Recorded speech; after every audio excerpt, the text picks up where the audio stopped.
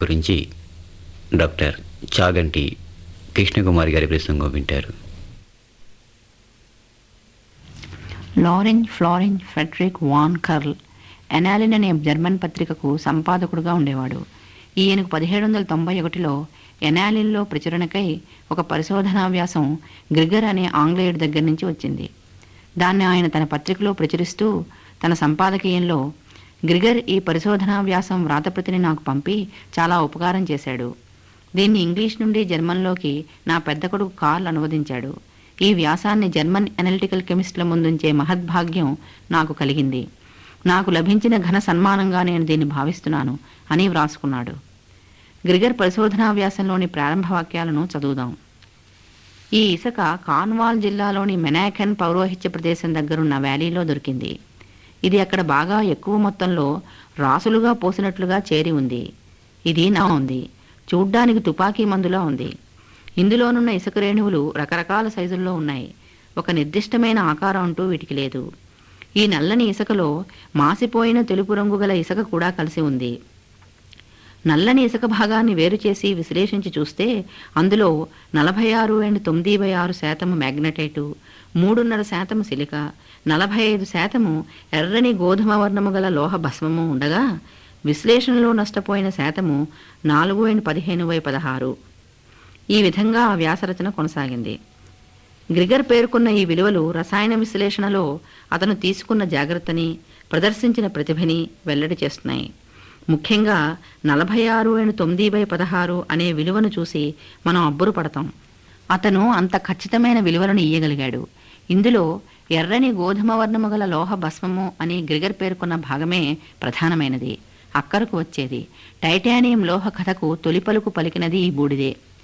ఈ భస్మము సల్ఫ్యూరిక్ యాసిడ్లో కరిగి పసుపు పచ్చని ద్రావణాన్ని ఇచ్చింది. ఈ ద్రావణాన్ని విడివిడిగా జింకు, టిన్ను, ఇనుములతో చర్య పొందించినప్పుడు అది ప్రతిసారి ఊదారంగుకి మారిపోయింది అంటూ గ్రిగర్ తన వ్యాసంలో కొన్ని వివరాలను ఆ బూడిద గురించి చెప్పాడు. గ్రిగరు చాలా నమ్రత గలవాడు. ఇసుక గురించిన తన విశ్లేషణ అసంపూర్ణంగానే ఉందని, తనకంటే ఎక్కువ విజ్ఞానము గల రసాయన శాస్త్రజ్ఞులు, ఖనిజ శాస్త్రజ్ఞులు మరింతగా పరిశోధనలు సల్పి దాని గురించి మరిన్ని విషయాలను, వివరాలను తెలుసుకోవాలని తన వ్యాసంలో కోరాడు. నా స్నేహితుడు జాన్ హాకిన్స్తో చర్చించిన మీదట హాకిన్స్ అంతటి పేరు మోసిన ఖనిజ శాస్త్రజ్ఞుడి అభిప్రాయాన్ని కూడా తెలుసుకున్నాక నేను ఈ ఇసుకలో ఒకానొక సరికొత్త లోహ పదార్థం ఉందని వెల్లడి చేస్తున్నాను. మెనాకెన్లో దొరికిన ఈ ఖనిజానికి మెనకనైట్ అని పేరు పెడుతూ ఇందులోనున్న లోహానికి మినాసిన్ అని నామకరణం చేయటానికి సాహసిస్తున్నాను అంటూ గ్రిగర్ ఆ లోహ పదార్థానికి బాలసార మహోత్సవం చేశాడు. అంతటితో ఊరుకోకుండా, భవిష్యత్తులో రసాయన శాస్త్రజ్ఞులు ఈ లోహ ధర్మాలను తెలుసుకుని అది ప్రదర్శించే అసాధారణ అద్భుత ధర్మాలను తనివి తీరా దోచుకుంటారు అంటూ దాని జాతకాన్ని రాయటంలో కూడా జాగ్రత్త పడ్డాడు. కానీ అతను చేసిన ఆ ప్రకటన, ఆ వ్యాసము అనతి కాలంలోనే మరుగున పడిపోయాయి. అందరూ దాని గురించి పూర్తిగా మర్చిపోయారు. 1795లో హంగేరీ నుండి క్లప్రాత్ ఒక ఖనిజాన్ని తెచ్చి దాని నుండి ఒక లోహ ఆక్సైడ్ను వేరుపరిచాడు. ఈ ఖనిజాన్నే మనం ఈనాడు రొటైల్ అని పిలుస్తున్నాం. ఇది రెడ్ షారెల్ అంటే ఎర్రగా ఉండే తోరమిల్లి అనే ఒక మణి. దీని నుండి పొందిన లోహ భస్మానికి, గ్రిగర్ పేర్కొన్న లోహ భస్మానికి బాగా పోలికలు ఉండడం చేత క్లప్రాత్ మెనకనైట్ని కూడా మరో మాట విశ్లేషించి చూశాడు. ఈ రెండు ఖనిజాలలోనూ ఉన్న లోహ పదార్థం ఒకటేనని ఖాయంగా తెలుసుకున్నాడు. ఈ లోహానికి పేరు పెడుతూ కొత్తగా కనుగొన్న ఒక ధాతువుకి పేరు పెట్టేటప్పుడు చాలా జాగ్రత్తలు తీసుకోవాలి.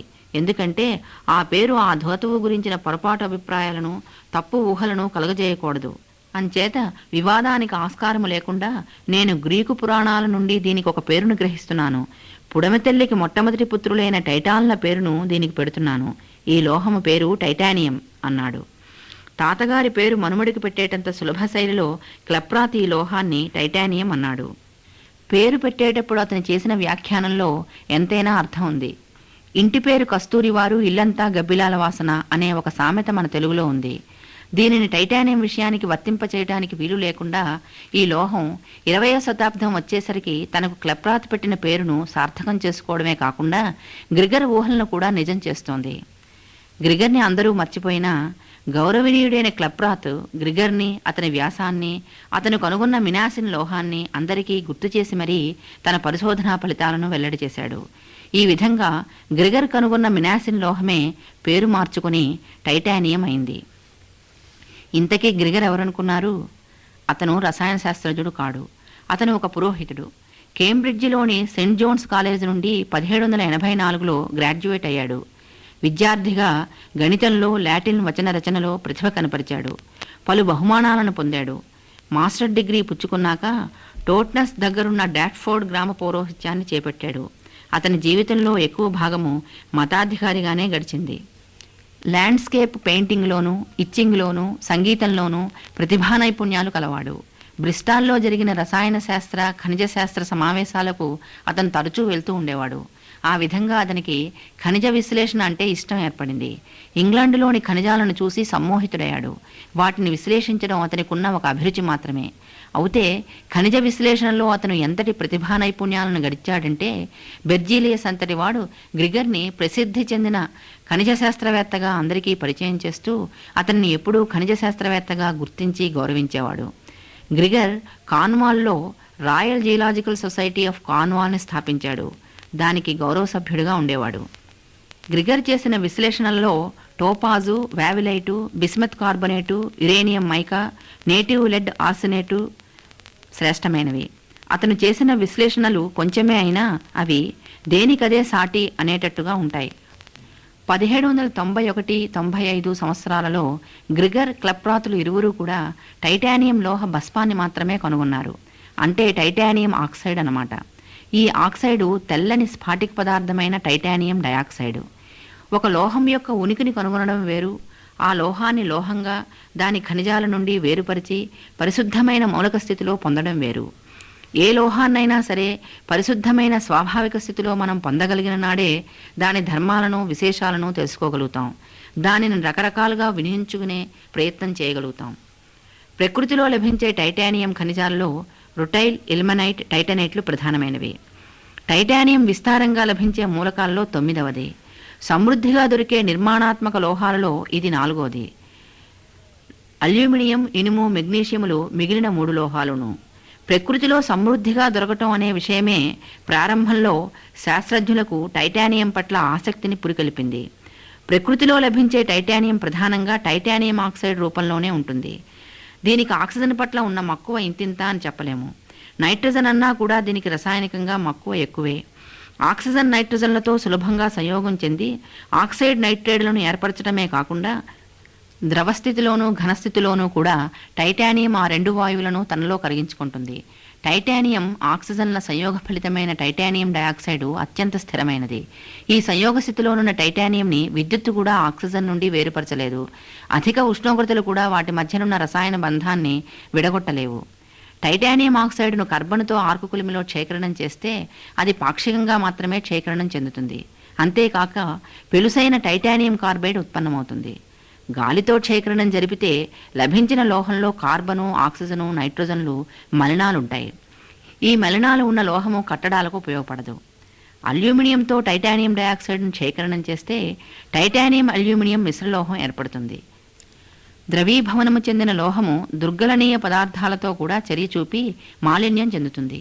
అంచేత చాలా సంవత్సరాలు టైటానియంని శుద్ధ స్థితిలో పొందడం సాధ్యపడలేదు. దాని అసలు సిసల ధర్మాలు కూడా తెలియలేదు. ఈ విధంగా చాలా కాలం పాటు ఇది ఎందుకు పనికిరాని లోహం అనే చెడ్డ పేరు తెచ్చుకుంది.